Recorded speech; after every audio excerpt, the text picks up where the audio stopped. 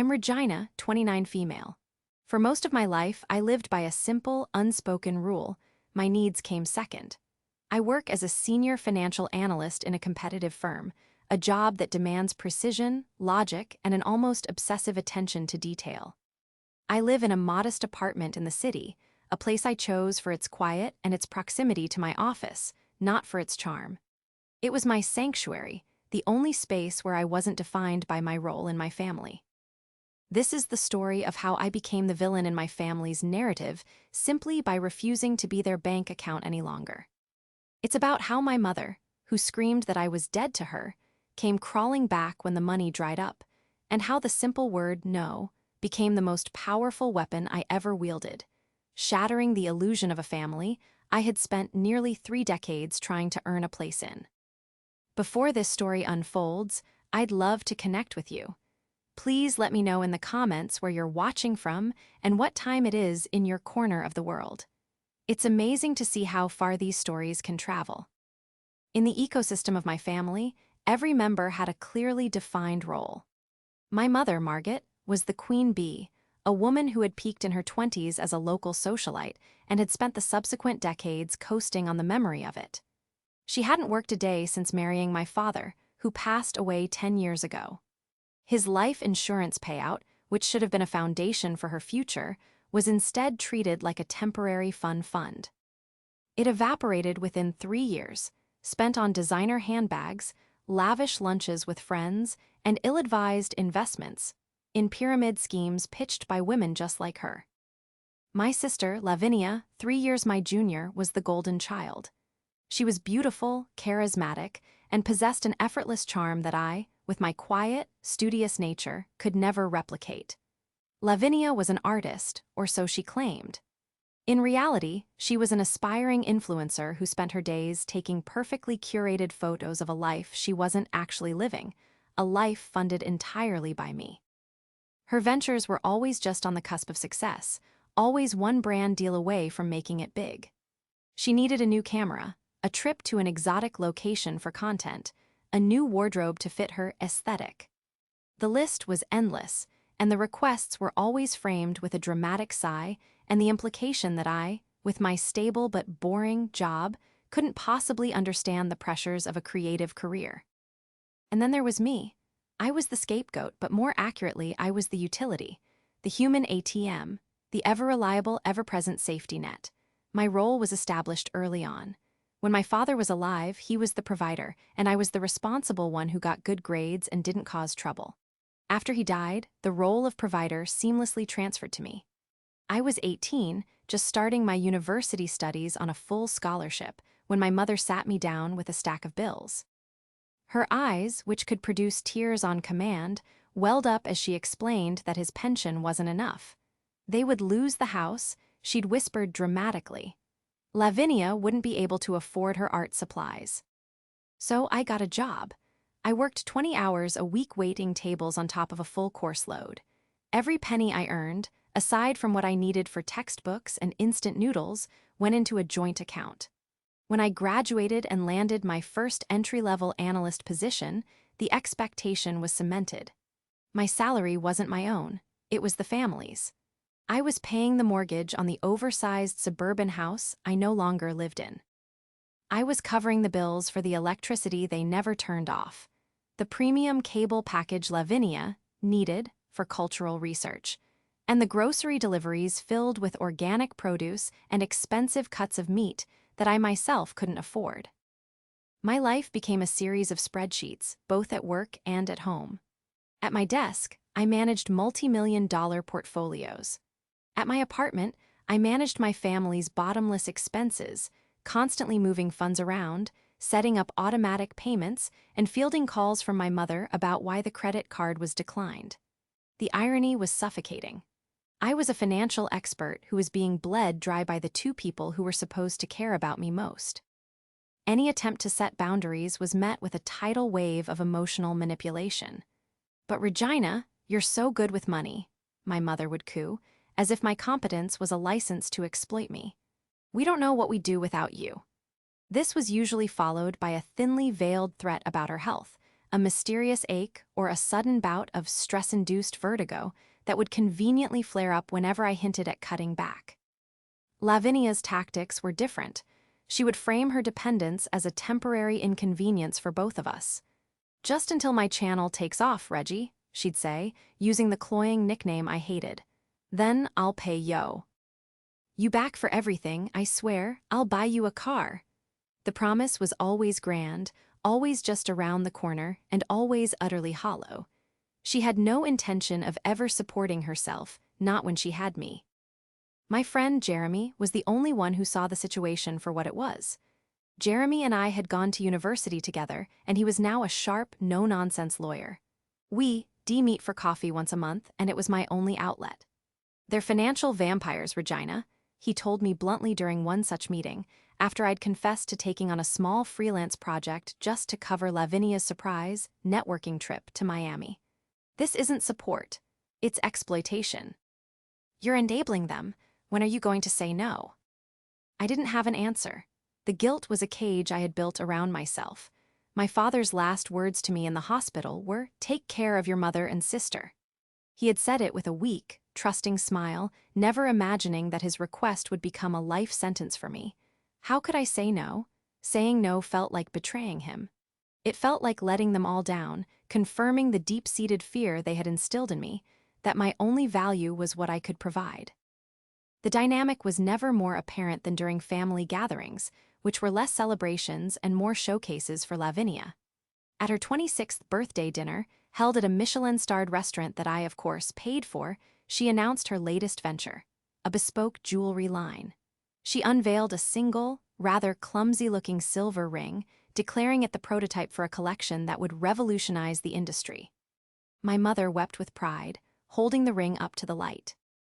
"Oh, my brilliant, talented girl," she gushed. "Regina, isn't she just incredible? We must support her." I nodded numbly, calculating the cost of the meal against my remaining credit card balance. Later that evening, as I was leaving, Lavinia pulled me aside. "Hey, Reggie," she began, her voice sweet as honey. "So, about the startup costs for the jewelry line, I've drawn up a little budget." She handed me a piece of paper. The number at the bottom was 5 figures.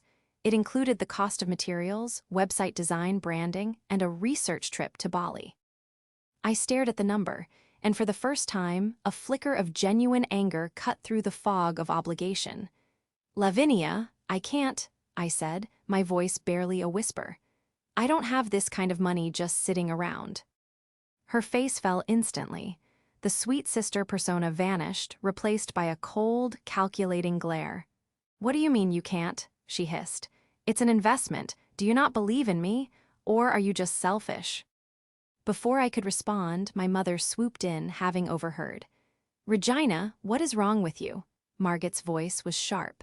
"Your sister has a brilliant idea, a chance to finally make something of herself, and you won't help her, after all we've done for you." I wanted to scream, "What have you done for me?" But I didn't. The years of conditioning of being the quiet, compliant one held me in place.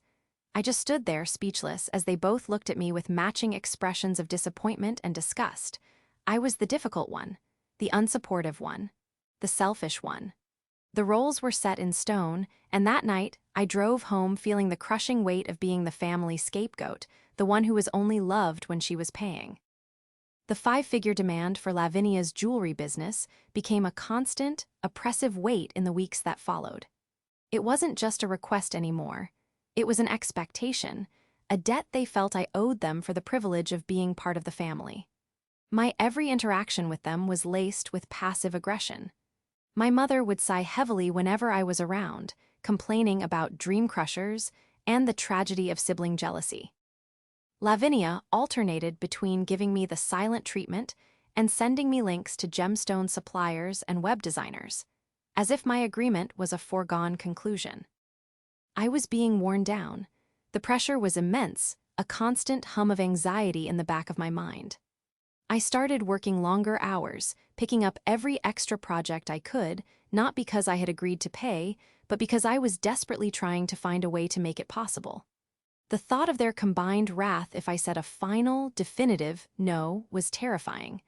I was trapped, and I knew it. The breaking point, when it came, was not about the money, but about something far more personal. It was about a small dream I had quietly nurtured for myself. For years, I had been diligently saving a small portion of my income into a separate account, a secret fund that I never touched. It wasn't much, given how much of my salary was siphoned off, but it was mine. It was my escape fund, my down payment on a life I actually wanted to live. Specifically, it was for a small condo in a nicer part of the city, a place with a balcony and enough S. Unlight for plants. It was the one selfish thing I allowed myself to want. After months of searching, I had finally found it. It was a one-bedroom place, but it was perfect. It was in a pre-construction building, and putting down the deposit would secure it for me at a price I could just barely afford, provided I was free from my family's financial burdens. This condo represented more than just property, it was freedom. It was a tangible symbol of a future where my earnings were my own. I knew I had to tell them, not because I needed their permission, but because my purchase would necessitate a drastic and permanent change in the financial arrangement. There would be no more funding for Lavinia's whims, no more covering my mother's extravagant lifestyle. The well was about to run dry. I chose to tell them over dinner at their house, hoping that a neutral setting would soften the blow. I brought a bottle of wine, a peace offering. They were in a deceptively good mood. Lavinia was buzzing about a new filter she'd discovered for her photos, and my mother was recounting a dramatic story about a disagreement at her book club. I waited for a lull in the conversation. My hands were clammy, and my heart was hammering against my ribs. "I have some news," I said, my voice steadier than I felt. "Some good news. I'm buying a place of my own."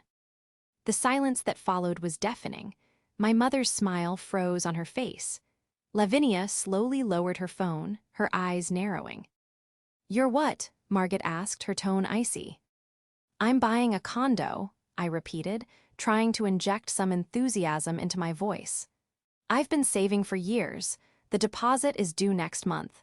It's a really great opportunity." I had expected some resistance, perhaps some guilt-tripping about the timing. What I received was a level of vitriol that stunned me into silence. "A condo?" Lavinia scoffed, a bitter laugh escaping her lips. "You're buying a condo, and what about my business? What about the money you promised me?" "I never promised you anything, Lavinia," I said, my voice shaking slightly. "I said I couldn't afford it." "You lying snake," she shrieked, standing up so quickly her chair scraped loudly against the floor. "You had the money all along, you were hiding it from us. You'd rather buy yourself a stupid apartment than invest in your own sister." My mother, seeing Lavinia's distress, immediately turned on me. "How could you be so selfish, Regina?" she said, her voice dripping with venom. "We are your family, we have counted on you since your father passed, and you go behind our backs, hoarding money for yourself." "Hoarding money?" I was incredulous. "It's my salary, I earn it. I've been supporting this entire household for a decade. The mortgage, the bills, your credit cards, her career, it all comes from me."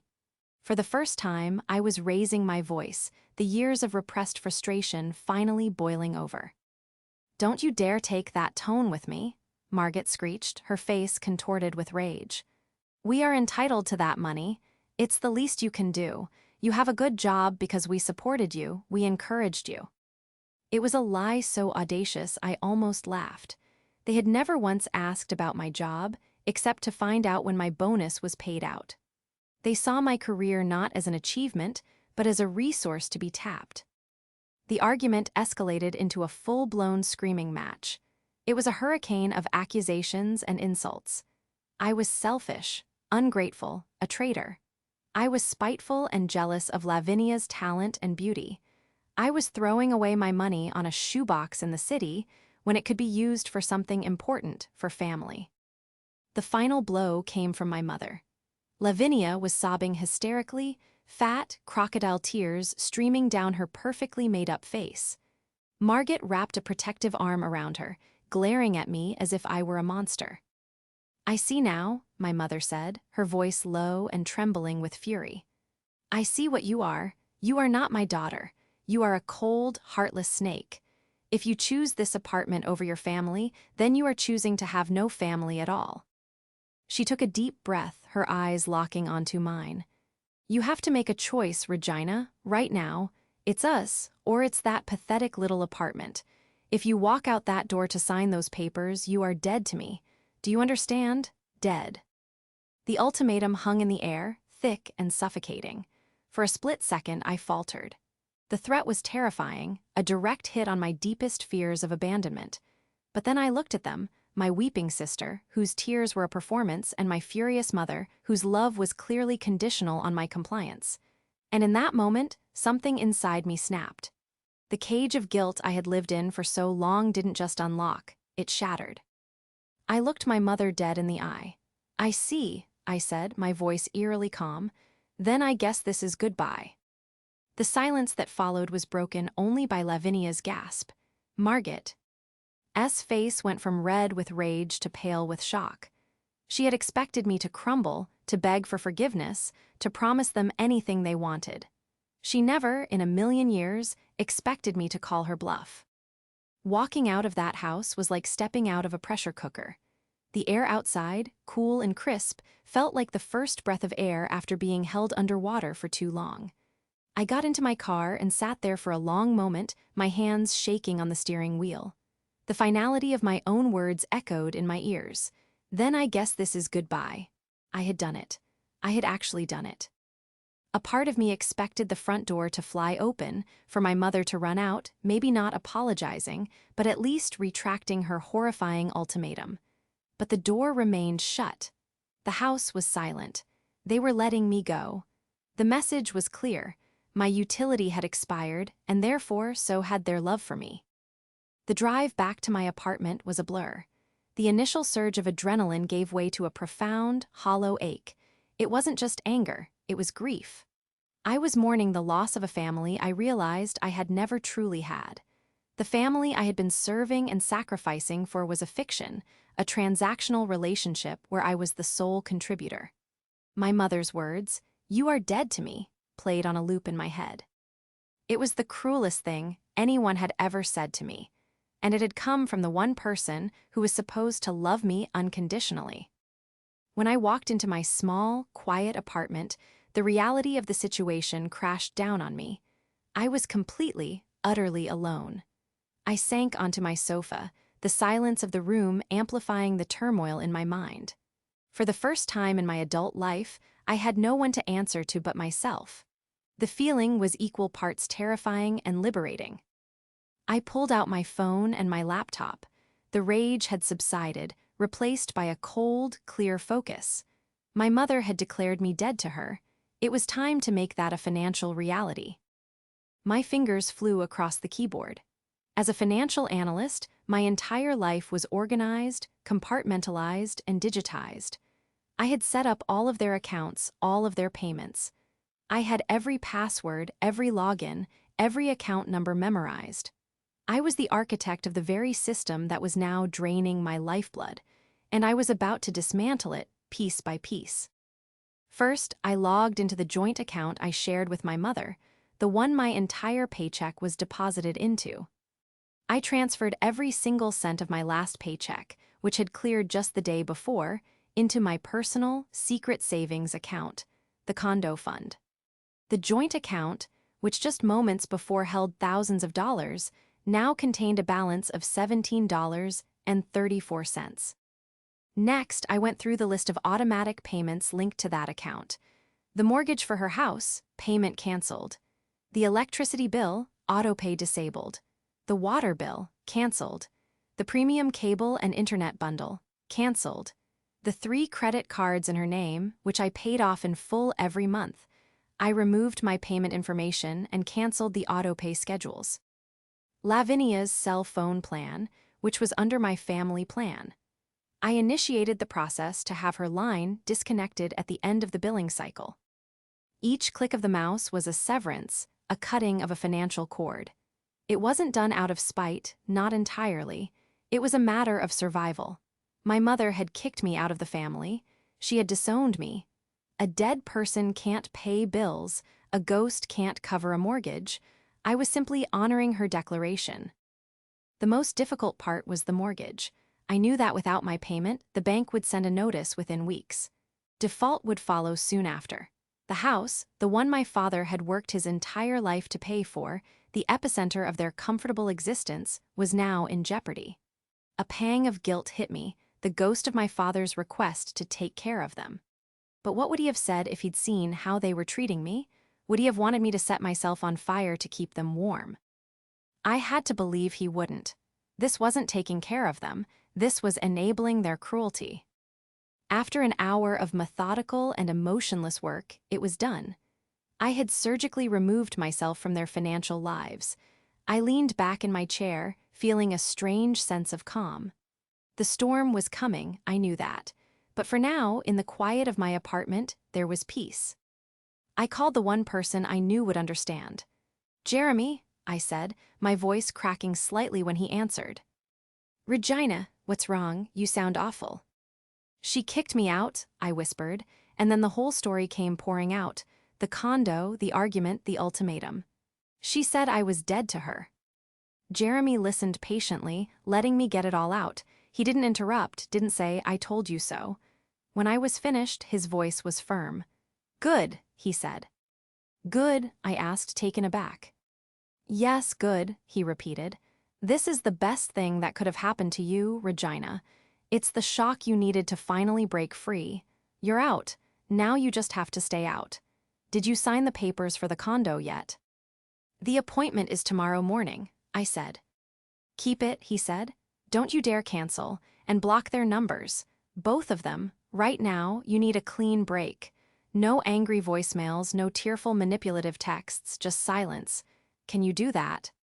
The thought was terrifying. It felt so permanent, so brutal, but he was right.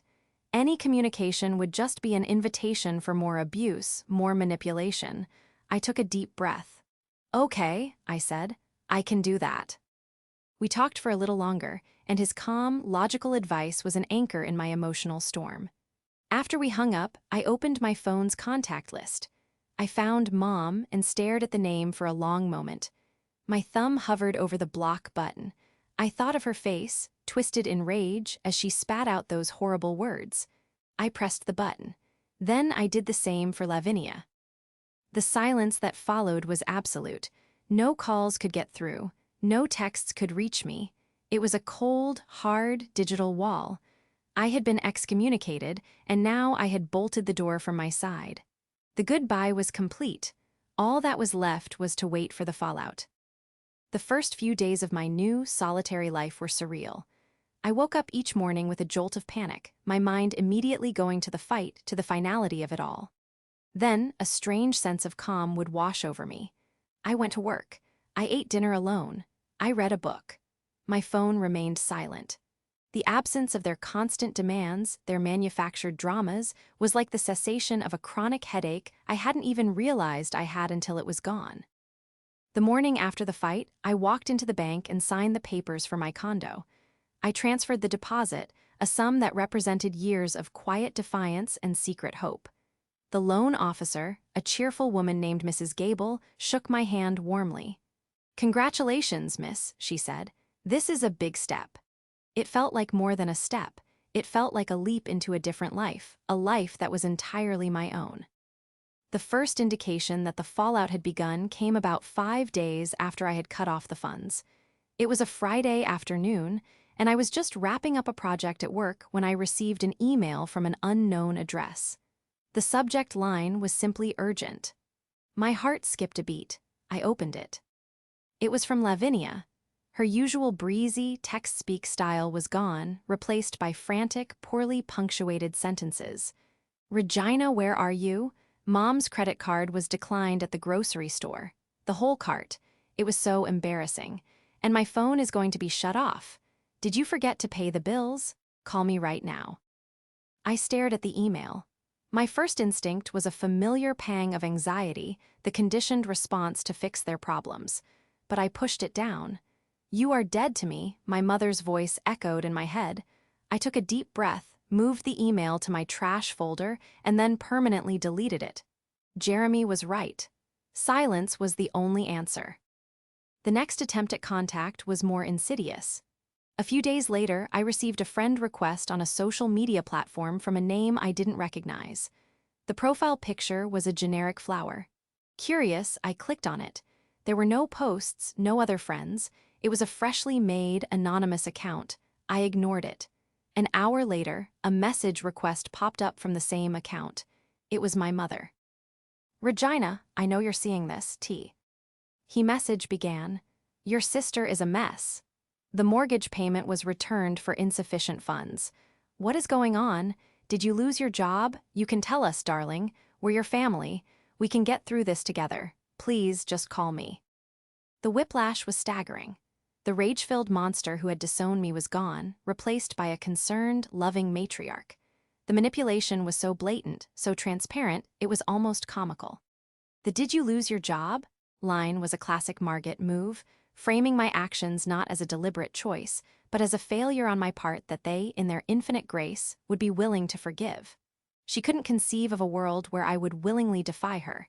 It had to be that I was unable to pay. I typed out a dozen different responses in my head, from furious and scathing to cold and factual. But in the end, I just blocked the account and deleted the message. No response was the most powerful response. The real insight into their situation, however, came from an unexpected source. About 2 weeks after the cutoff, I got a call from a distant aunt, my mother's cousin, whom I hadn't spoken to in years. She was a notorious gossip, but generally a kind woman. "Regina, dear, I just heard the most awful news," she began, her voice full of theatrical sympathy. "Your mother called me in tears. She said you've fallen in with a bad crowd, that you've emptied their bank accounts and disappeared. She's worried sick you've been kidnapped or worse." I had to grip my desk to keep from laughing out loud. This was their narrative. I wasn't a disowned daughter who had finally stood up for herself. I was a tragic victim, a fallen woman. It was a masterpiece of spin, designed to garner sympathy and paint them as the long-suffering parents of a wayward child. It protected their pride and absolved them of any responsibility. "Aunt Carol," I said, my voice calm and even, "that's not what happened. My mother told me I was dead to her and kicked me out of her life because I bought my own apartment. I am fine. I have not been kidnapped. I just stopped paying for a lifestyle they can't afford." There was a stunned silence on the other end of the line. "Oh," she said finally, the single word thick with dawning comprehension. "Oh, dear." The gossip mill would be working overtime now, but at least a version of the truth would be out there. The real moment of truth, however, came from Jeremy. He had a friend who worked at the same university Lavinia attended. "You're not going to believe this," Jeremy said over the phone one evening. "My friend Sarah was at a party last weekend, and guess who was there, holding court? Your sister." "Lavinia?" I asked, surprised. I had pictured her at home, panicking over the disconnected Wi-Fi. "The one and only," Jeremy confirmed. Apparently, she was telling everyone this sob story about how her cruel, jealous older sister cut her off out of spite. She said you were trying to sabotage her influencer career because you couldn't stand to see her succeed. I sighed. Of course, that's the story. "Oh, it gets better," Jeremy continued, a grim satisfaction in his voice. "She was trying to get people to donate to a crowdfund she set up. It was called Help Lavinia Overcome Familial Oppression. She was trying to raise money for her research trip to Bali." "You're kidding me," I whispered, horrified and yet not surprised at all. "Nope, but here's the kicker. She was showing people her prototype, that ring she made. Sarah is actually a part-time jeweler, and she recognized the design instantly. It's not hers, Regina. It's a slightly modified design from a popular online jewelry brand. She bought it. She's a complete fraud." The phone felt heavy in my hand. All those years, all that money, all that sacrifice, it was all for a lie. Lavinia wasn't a struggling artist. She was a con artist. She had no talent, no ambition beyond living an easy life funded by my labor. The jewelry business, like everything else, was just another scam. That revelation was the final, clarifying blow. It vaporized any lingering traces of guilt or doubt I might have had. My grief for my lost family transformed into a cold, hard certainty. They hadn't just been selfish or demanding. They had been actively deceiving me. They had built their entire world on a foundation of my money and their lies. The harsh light of truth had finally illuminated everything, and what I saw was ugly, pathetic, and not worth a single moment more of my sorrow. The weeks following the revelation about Lavinia's fraudulent jewelry line were transformative. It was as if a switch had been flipped in my brain.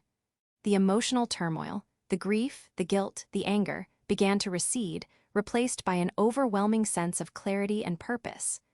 I was no longer a victim of my family's machinations, I was a survivor of them. And now, for the first time, I had the freedom and the resources to build a life that was truly my own.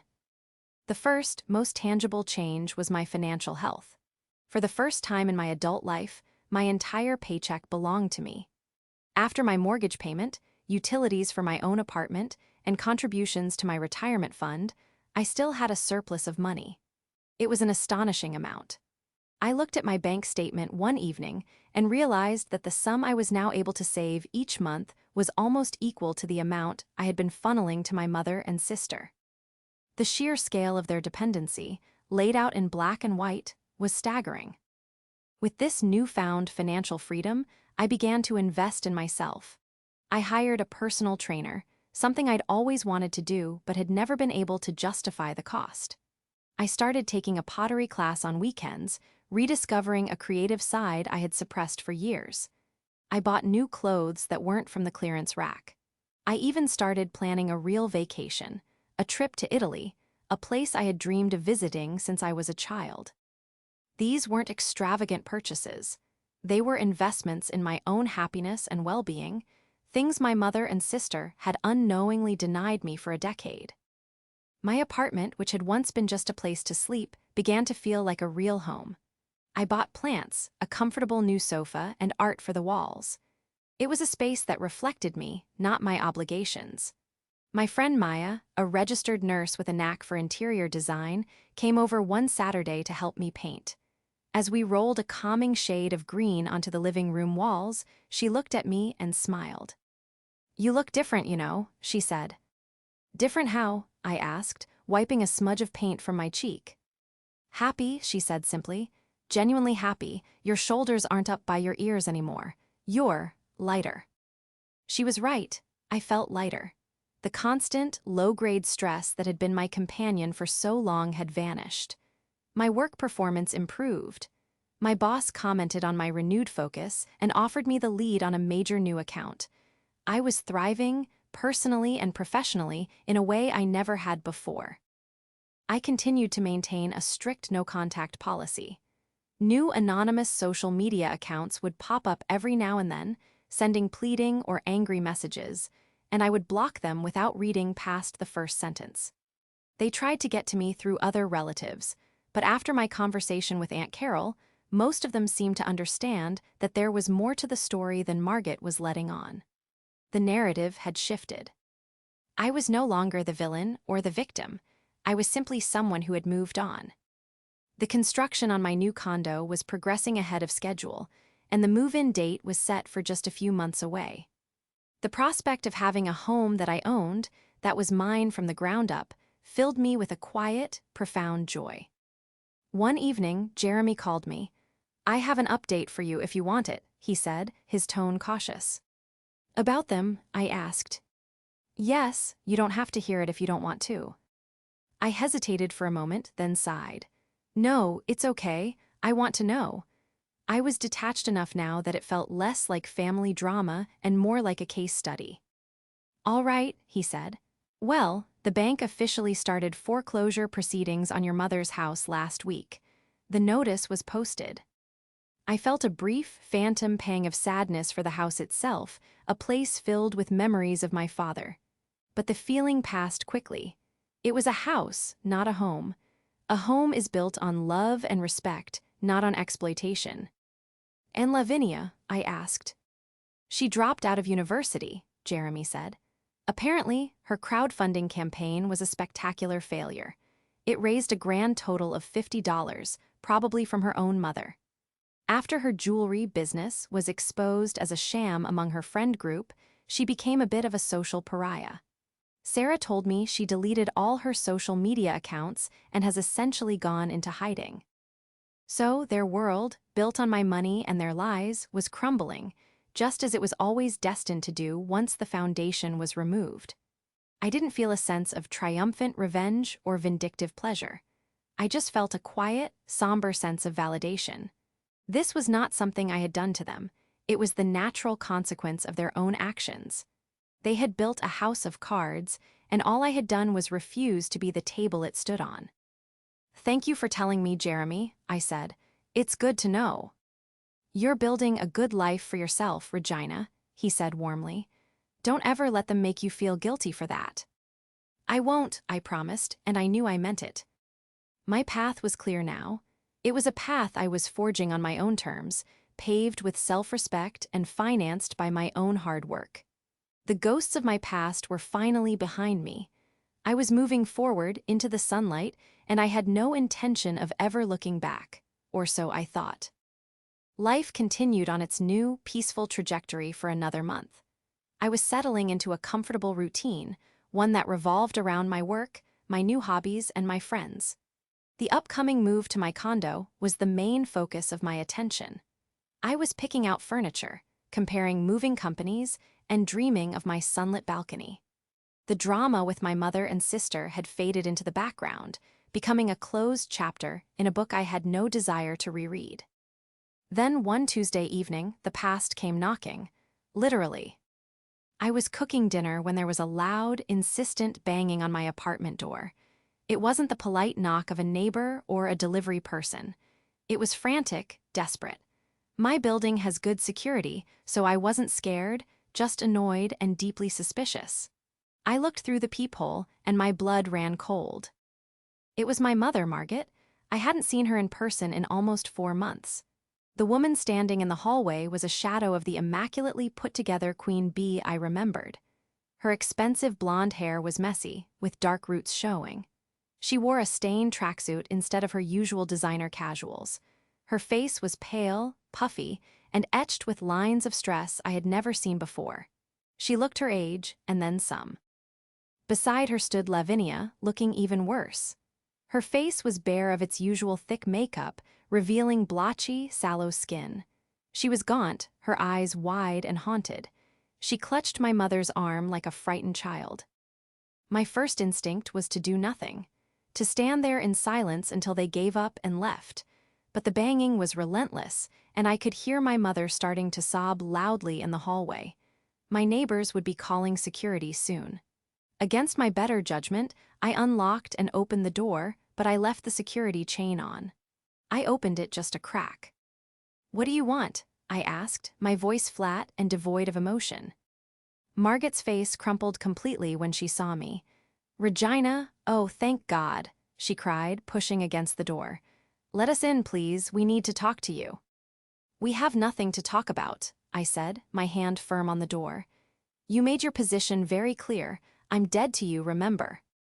"I didn't mean it, baby. I didn't mean it," she wailed, her voice cracking. "I was angry. I was scared. I say stupid things when I'm angry, you know that. Please, Regina, we're desperate." Lavinia just stood behind her, staring at me with those wide, empty eyes, silent for once. The sight of her, so broken and pathetic, was more unsettling than my mother's theatrics. "Your desperation is not my problem," I said coldly. "You have 5 minutes to tell me what you want before I call security." The threat worked. Margaret stopped pushing and took a ragged breath, trying to compose herself. "The house, Regina," she whispered, her voice trembling. "The bank is taking the house. They sent the final notice. We have 30 days to pay the arrears or they'll evict us. It's over $40,000. I said nothing. I just stared at her through the crack in the door. "We have nowhere to go," she continued, tears streaming down her face again. "We have no money. The credit cards are maxed out. Lavinia's not well. She hasn't left the house in weeks. She dropped out of school. It's all falling apart." She reached a hand through the gap, trying to touch my arm. I flinched back. "Please, Regina, you're our only hope. I know we treated you badly, I know we made mistakes, but I'm your mother, you can't let us be thrown out onto the street. Your sister is sick, you have to help us." This was it, the moment I had subconsciously been both dreading and anticipating. The final, desperate plea. They hadn't come to apologize. They hadn't come to mend the relationship. They had come for a bailout. They had exhausted all other options and had returned to the Bank of Regina, expecting it to be open for business. For a moment, a flicker of the old me, the dutiful, guilt-ridden daughter, surfaced. The image of them homeless was a powerful one. But then I looked closer. I saw my mother's eyes, and beneath the tears, I saw the same old calculation. I saw Lavinia's blank stare, and I saw not illness, but the vacant look of someone whose cushy ride had come to an abrupt end. They weren't sorry for how they had treated me. They were sorry they had been caught. They were sorry their safety net had been removed. They were sorry for the consequences, not for their actions. I thought about Jeremy's words, about Maya's smile, about the feeling of pride when I signed the papers for my condo. I thought about the life I was building, a life of peace and self-respect. And I knew that letting them back in any capacity, would be like willingly ingesting poison. "You don't need $40,000, I said, my voice quiet but firm. A flicker of hope ignited in my mother's eyes. "We don't." "No," I said, "you need to sell the house." The hope died as quickly as it had appeared. "Sell the house?" Margaret recoiled as if I'd slapped her. "Sell your father's house? Never, this is our home." "It's a 5-bedroom house for 2 unemployed adults," I stated factually. "It's a financial asset, not a home. It's been a burden for years. You sell it, pay off the bank, pay off your debts. With what's left, you can get a small apartment, something you can actually afford. Lavinia can get a job, you can get a job." My mother stared at me aghast. The idea of her, Margaret, having to work was so foreign, so offensive, it left her speechless. "That's your solution," I continued. "It's a practical, logical solution. It's what any other adult in your position would do. It doesn't require my money, and it doesn't require my involvement. It just requires you to finally take responsibility for yourselves." But where would we live while it's selling?" she stammered. "We need money now." "That's not my concern," I said, and the finality in my own voice surprised me. "My financial support ended the day you disown me." I began to close the door. "This conversation is over." "No, wait," Margaret shrieked, her desperation turning back into that familiar, ugly rage. "You can't do this, you owe us. After everything we've done for you, we raised you, we fed you, you ungrateful little witch." The insults bounced off a wall of indifference I had built around my heart. They had no power over me anymore. "Goodbye, Margaret," I said, using her first name for the very first time. I closed the door, ignoring her renewed screams and the frantic pounding. I slid the deadbolt into place. The sound echoed in the sudden silence of my apartment. I stood there, my back against the door, and I didn't feel anger or sadness or even triumph. I just felt free. The last chain had been broken. The inevitable return had happened, and I had not faltered. The only thing left was to give them my final answer. The aftermath of their visit was, surprisingly, quiet. I had expected more frantic emails, more gossip campaigns, more attempts at ambushing me, but there was nothing. Just silence. It was the silence of a defeated army, one that had played its final card and lost. A week later, Jeremy forwarded me a property listing. It was my mother's house. It had been put on the market as a distress sale, priced to sell quickly. It seemed my cold, practical advice had been their only remaining option. Seeing the familiar pictures of the rooms online, rooms where I had grown up, felt strangely distant, like looking at photos of someone else's life. My move into the new condo was a joyful, chaotic affair. Jeremy and Maya helped me, and we spent the first night sitting on cardboard boxes on the floor of my new living room, eating pizza and drinking cheap champagne. From my balcony, I could see the glittering lights of the city. It was a view that was all mine. "To Regina," Jeremy said, raising his plastic cup, "the architect of her own life." "I'll drink to that," Maya laughed. I felt a surge of gratitude for them, for their unwavering support.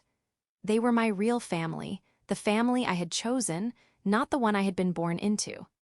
A few months passed.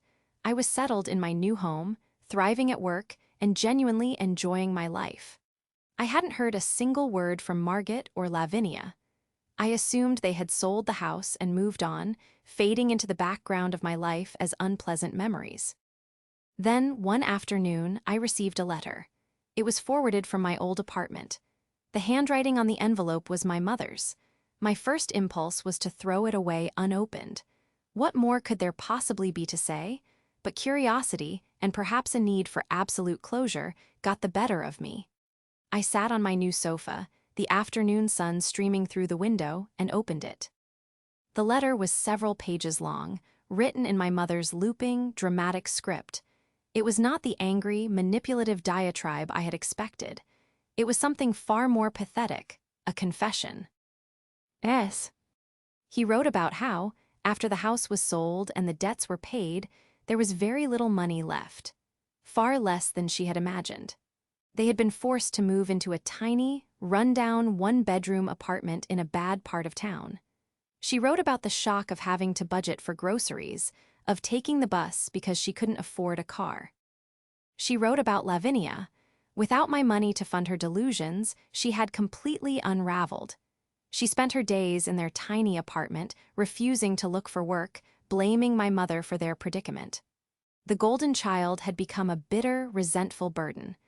The fights, my mother wrote, were constant and vicious.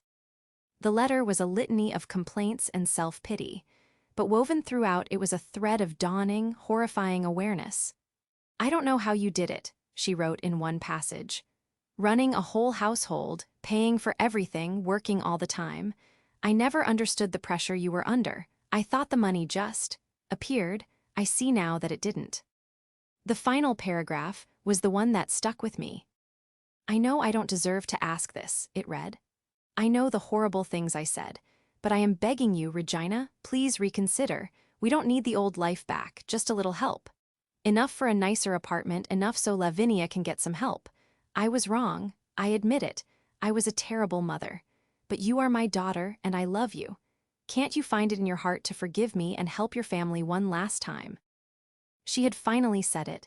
She had admitted she was wrong. She had, in her own broken way, apologized. A year ago, this letter would have shattered my resolve. I would have wept, and I would have written her a check. But I was not the same person. I read the letter again, and I didn't see a remorseful mother. I saw a master manipulator playing her last, most powerful card, the appeal to a daughter's love and pity. She wasn't sorry for what she did. She was sorry for where it had landed her. Her "I love you" was not a declaration. It was a preface to a request for money. Her final question hung in the air. "Can't you find it in your heart to forgive me and help your family?" I took out a piece of my own stationery, the nice, heavy cream-colored paper I had bought for myself. I took out a pen, and I wrote my final answer. It was short, and it was the truest thing I had ever written. I wrote. "I forgive you for not being the mother I needed. I forgive Lavinia for not being the sister I deserved. I forgive you both for the things you said and did. I forgive you so that I can be free from the anger. But forgiveness is not reconciliation. It does not erase the past or obligate me to the future. I am not your safety net. I am not your solution. My help is no longer available, now or ever. I wish you both the best, and I hope you find a way to stand on your own 2 feet. I signed my name, Regina." I folded the letter, put it in an envelope, and mailed it that afternoon. I never received a reply. I never heard from them again. Sending that letter wasn't an act of revenge. It was an act of self-preservation. It was the final, definitive boundary. It was the acknowledgement that their lives were their responsibility, and mine was my own.